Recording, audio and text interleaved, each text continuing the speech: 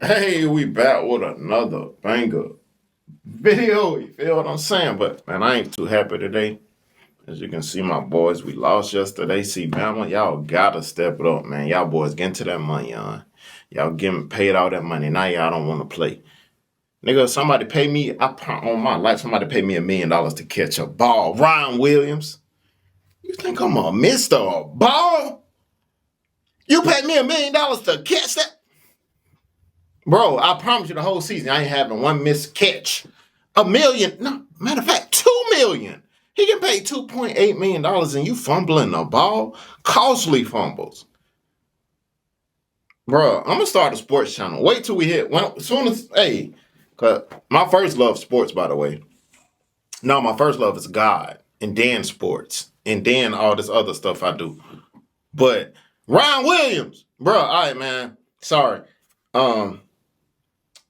We got another dope video for y'all. My first place was 100. Look like it's gonna be lit. I don't even got my water today because I'm messed up. I'm angry. You feel me? But hey, let's get to the video. Imagine renting a room from someone. This is technically your first place, and it's haunted.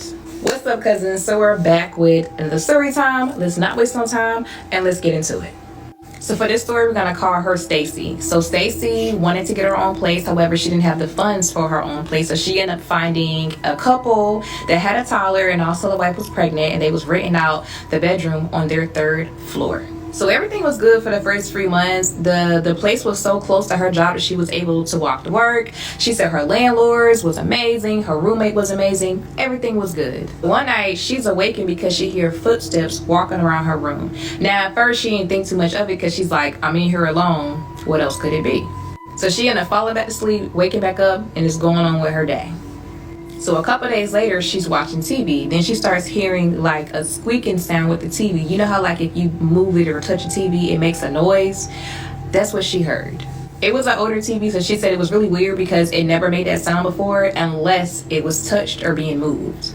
So fast forward another day, she's like studying for her exam and she gets tired, so she goes to lay down. Now she lay down, she's falling asleep, she feels something brush across her face. She immediately gets up and look around her room like, what is that? But yet again, she's there alone. So now she's thinking like, if it is something going on with the house, she's sure the landlord would have told her. But she don't know why she's experiencing these experiences. So then again, she brushes it off. So she's continuing to ignore it until one night she's about to wake up and she feels something touches her. So she gets scared because it's the middle of the night. Now she's sitting up on the bed. So she says, please go away. She said nothing spoke back, nothing happened. She ended up going to sleep, waking up, and going on about her day. So the very next night as she's sleeping, she hears the floor creaking as if someone is walking on them. So she wakes up and she said she just feels all of these emotions taking over her body, sadness and fear, and she's feeling like these are not her emotions. So now she's really questioning herself, like, what am I doing? Like, what is going on? Why is this happening to me? And she's really getting stressed out. So the next night comes. She feel her bed being pushed and tugged on. So now she's losing more and more sleep because every night she says the activity in the house is getting worse and worse. It even got to the point where when she would hear something and look in that direction, she would see white orbs. So she's like, she gotta say something. So she ends up going into her room and making a video about all the experiences she's been having. So she's just walking around the room, recording herself speaking and not speaking. And she says it's about 3 or 4 minutes long of a video. She's just continuously recording. And no one's in the house with her. It's just her. So as she gets done recording, she goes back to replay the video.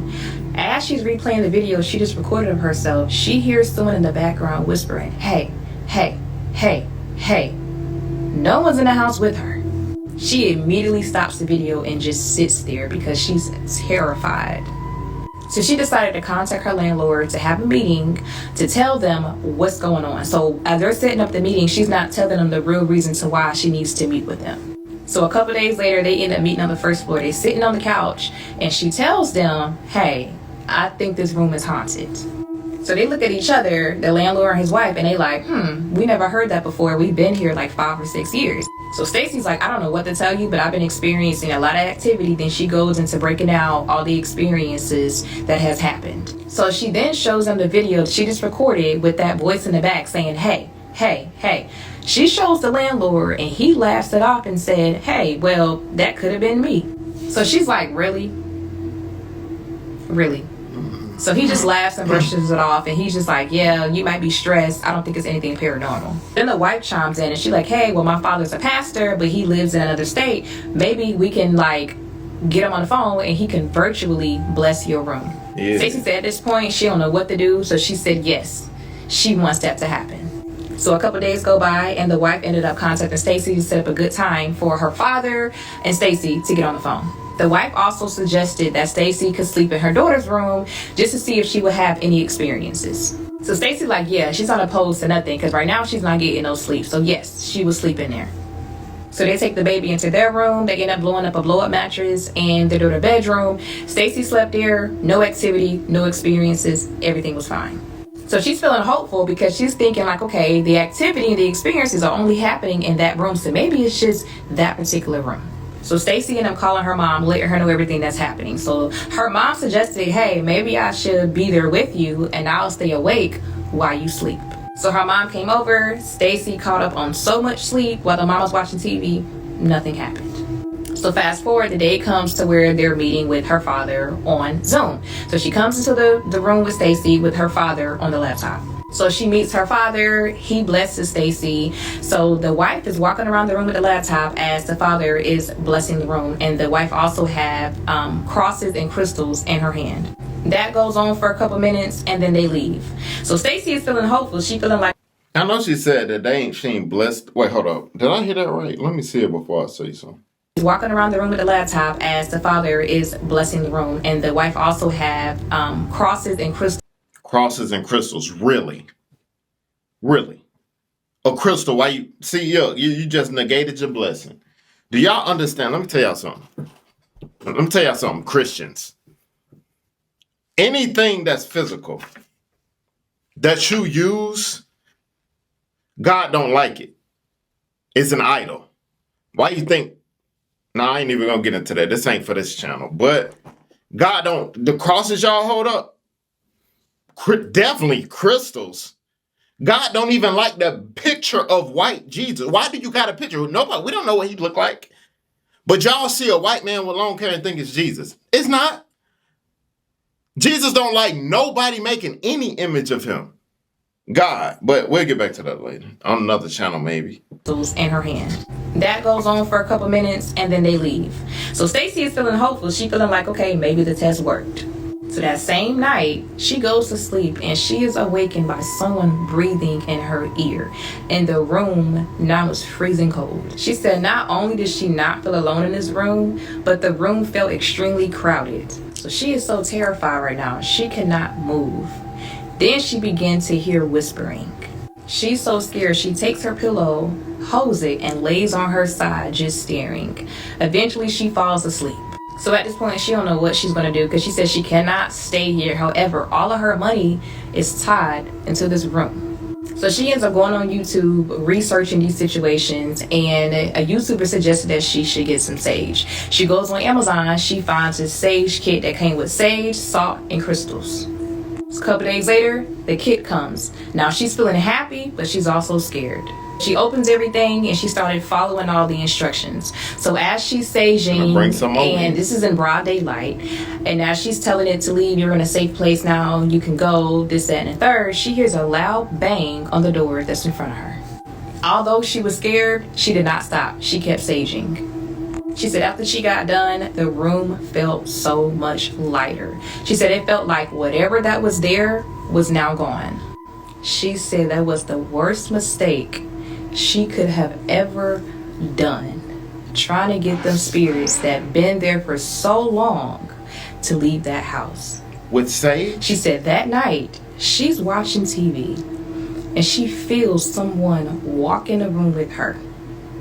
She said every sense in her body told her to leave that room now because you're in danger.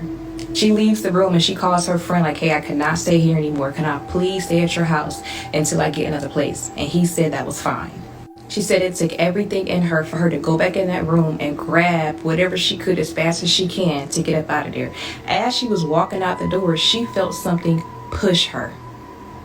I am running out of time, y'all, so it will be a part 2 to this story. I ain't gonna lie, the ending gave me chills. I felt chills over my own body just visualizing it. Like, Man, and it gets crazier, y'all. So make sure y'all come back for part 2. If you have any stories that you want to tell me, you can definitely DM them to me, or you can send them to. Man, I ain't What's gonna up, lie, bro. cousin? I thought that story said it has 70 some parts. I was about to say, buddies, we ain't finishing that. We are not. But I think this is the last part. But hey, every story we done had, and they tried to use that sage stuff, it did not work. So what that tell y'all? It did not work one time. The one story we had that it worked was the one where they went to Jesus. That shows you, just say Jesus, go, and they gonna be gone. I'm telling y'all, Jesus is the one. Sage and all these crystals is not finna do nothing for you, bro. Straight up. So as promised, I'm back with part 2 of Stacy's story. Let's waste no time and let's get into it. So where we left off at, as she's leaving out the room, something pushes her out. So she ran so fast out of that house, got on a train, and headed to her friend's crib. So she gets to her friend's house. He looks tired. She looks tired. And he just telling her, you know what? It's going to be okay. Come on. He's telling her, you're going to feel better in the morning. Don't worry about anything. Go ahead and sleep in one of the kids' rooms. So her friend, he go upstairs. She's sitting on the couch. She still don't feel safe. She still feels anxious. She ends up putting on some headphones with some music so she can calm down. As soon as she put those headphones on, she feels hands touching her headphones and she hears whispers. So she is shaking. She is terrified and she's trying to ignore what is going on right now. She did not understand it because she's out of the house. Why is she still having these experiences? So she gets really tired. She goes upstairs to go lay down. Now it's a bunk bed. So as she's laying down, her back is facing the opening, like towards the door, and her face is facing the wall. So she started hearing noises around the room. So she's thinking like maybe they have like a infestation. Maybe it's some rat or mouse, something going on in this room. So she's trying to go to sleep. However, she feels something pushes her back. The same push that pushed her out that door. Then she started hearing footsteps in the room. I told y'all before, if an entity can touch me, that means that I can touch it. So if it push me, it's going to get them hands. And I'm telling you, it ain't finna win. That's why you think I ain't never had nothing push me before? Because they know what's going to happen. Ever. Like, you know what I'm saying? That's why I ain't afraid of that. Because if you can't touch me, you can't do nothing to me. But if you can physically touch me, bro, you can really get beat up. Straight up. You know what I'm saying? I'm really not scared of that at all. Straight up. As she's analyzing everything, she realizes it's not the room that was haunted. She's haunted. She says she knows whatever she did with that sage that pissed them off, it attached itself to her. So she ended up taking 2 sleeping pills and passed out. So when she woke up that morning, she just lost all hope. And she just thought about ending it all, like taking the whole bottle of pills right then and there. So she ends up talking to herself, pushing herself through it. She gets up and she goes to work. She says she realizes this is her life now until this thing decides to unalive her. She says she's not even living anymore at this point. She's just existing. So she ends up calling her landlord and talking to them and having a conversation, and they agree for her to break her lease without taking any legal action, and they used her deposit to cover the current month's rent.